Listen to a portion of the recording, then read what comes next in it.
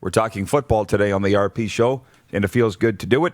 Rams head coach Mark McConkey joins us in here. It's kind of like been Rams week, Mark, with Slick in here last week. Hey? Yeah, it was great. Great seeing him out. He came out to practice last Thursday night, and I've been hounding him for a couple months now to come out and talk to the team, and I think it's super important that they know everything that he's done for the program. So I was glad to have him out, and then the next day I see him on your show, so maybe he's running for mayor now. I don't know what he's doing. No kidding. Well, he's got a lot to offer, as I told him.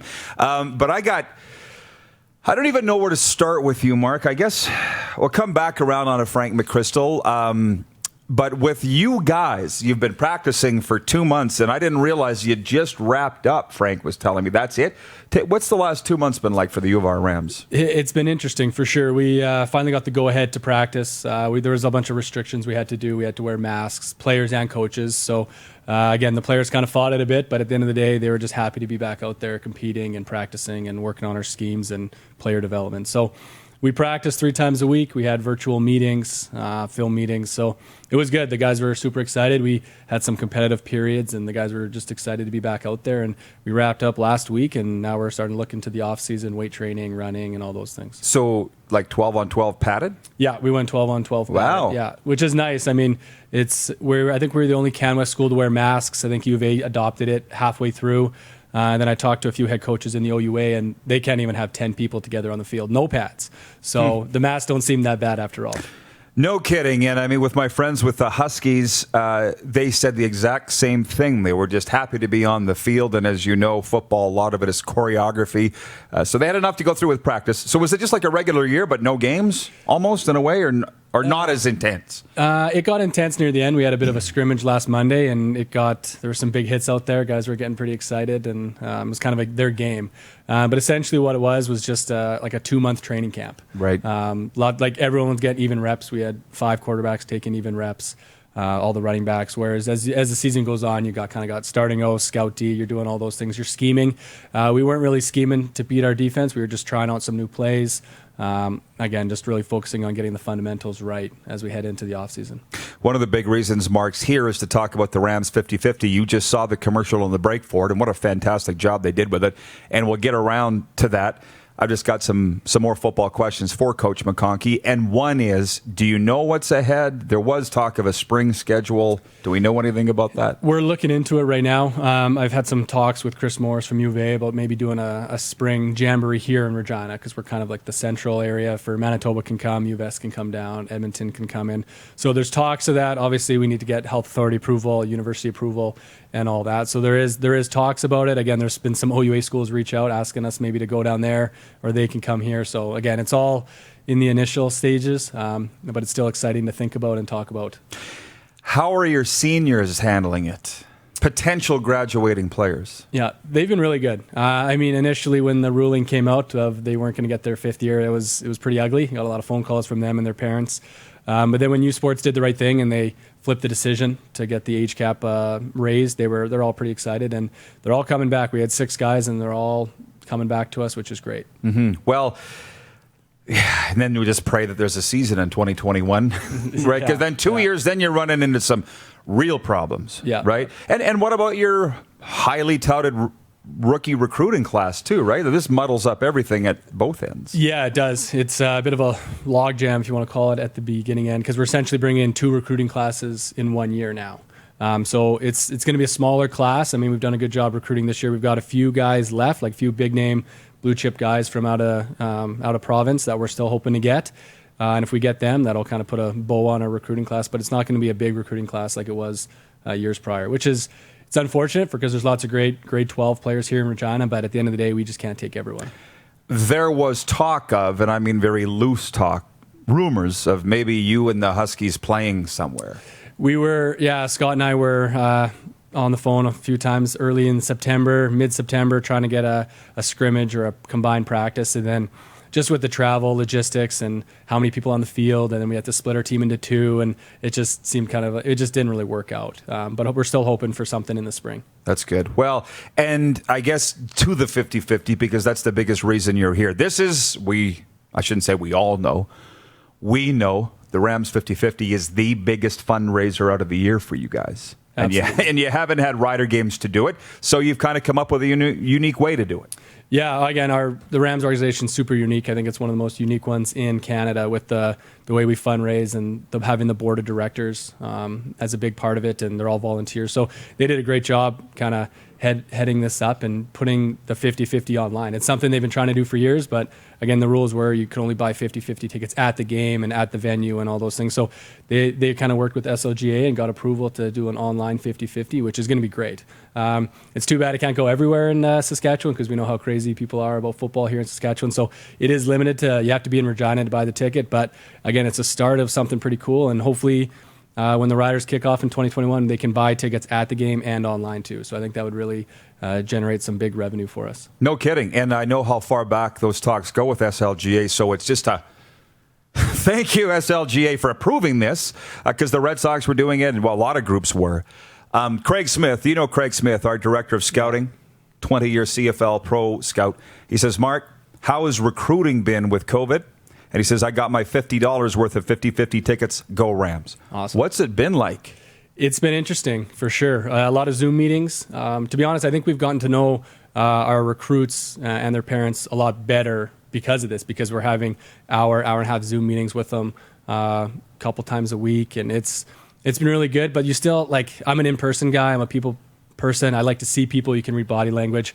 It's nice to take these recruits out to the keg when they come in and bring the position coach and bring a couple team captains like a Josh Donnelly so they can kind of sell the program because our players do a great job of that. So it is interesting. Again, we're adapting to it. We don't really have a choice. So all in all, I think we're doing a pretty good job. We've got a virtual tour. We got a presentation we give them and their parents. So I do miss the in-person part of it though, and like driving to a Swift Current, sitting down with their family and having a cup of coffee and talking about the program. But until that in-person mandate gets lifted, this is kind of the way it is. And every school, everyone is dealing with the same thing. Yeah. The living room work, as they say.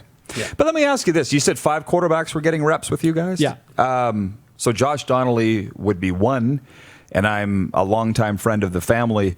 How does this affect his career? Is he ostensibly missing a year because of this?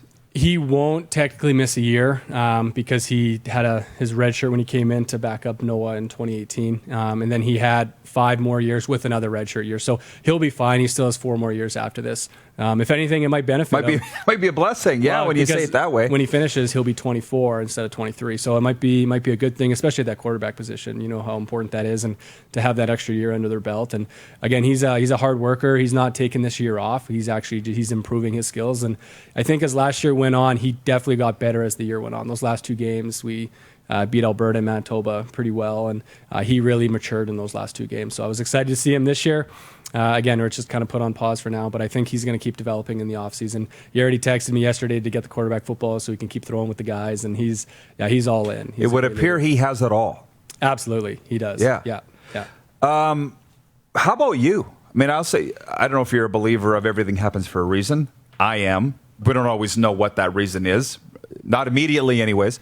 You, sir, will never go through anything harder than this, I don't think, in your career now.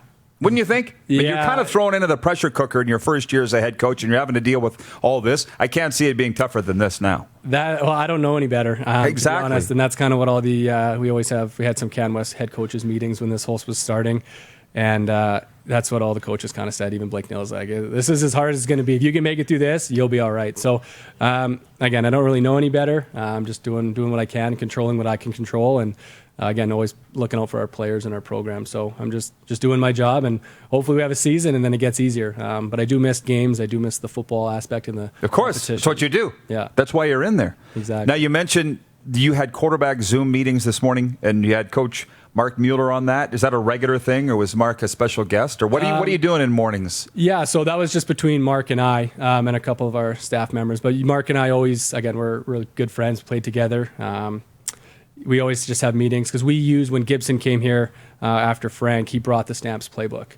So then when he left and I stayed on as the OC, I didn't want to change the playbook again because that would have been Noah Picton's 3rd playbook in 3 years. So we kept all the verbiage the same. So we're essentially using the Stampeders playbook. I don't tell too many people that because we're right in the heart of Rider country. But at the end of the day, if there's a team to emulate, that would be the one. Yeah. So Mark and I, we meet. Usually we meet in person, like because I'm from Calgary, I go home there.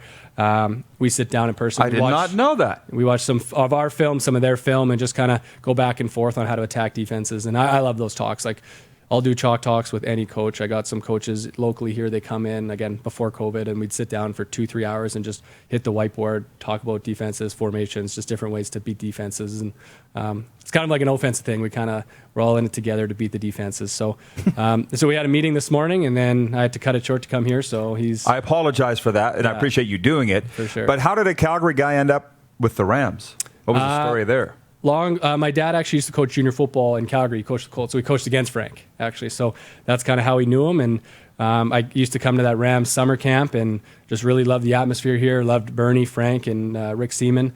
And my dad, shouldn't say this on air, but my dad really didn't like Blake Nill when he was in Calgary as the head coach. Not many did. It's okay. It's okay. I knew I was going to leave, and it kind of came down between U of R, U of S, and ended up coming here because passing offense, and I just got a good feeling from Frank, and again, I think Frank's one of the greatest coaches of all time.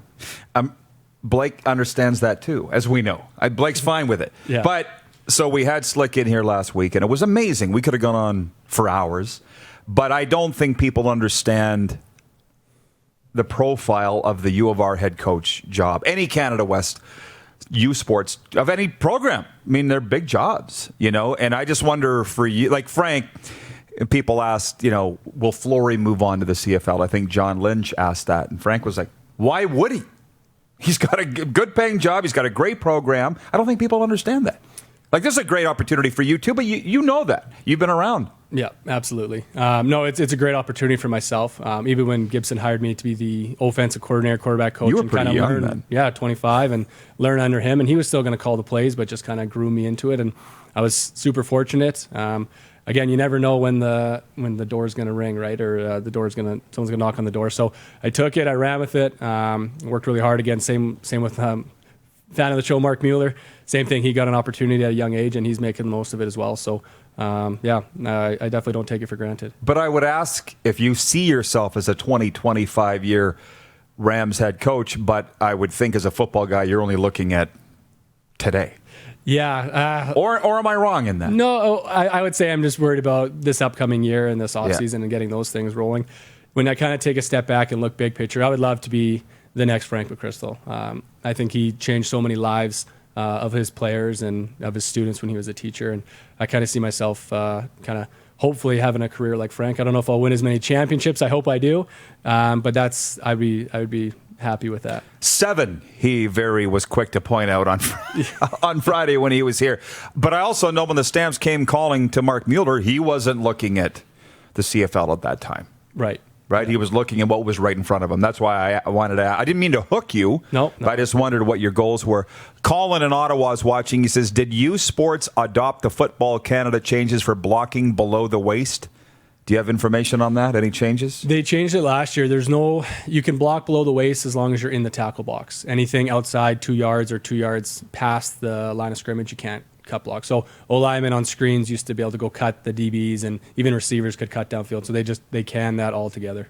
Right. There you go. Well, Mark, one more plug for the 50-50, if you don't mind, where people can find it and any rules or regulations that they should know. Yeah. Again, it's a super huge fundraiser for us. Missing the Rider 50-50 season and the Rider season was huge for us.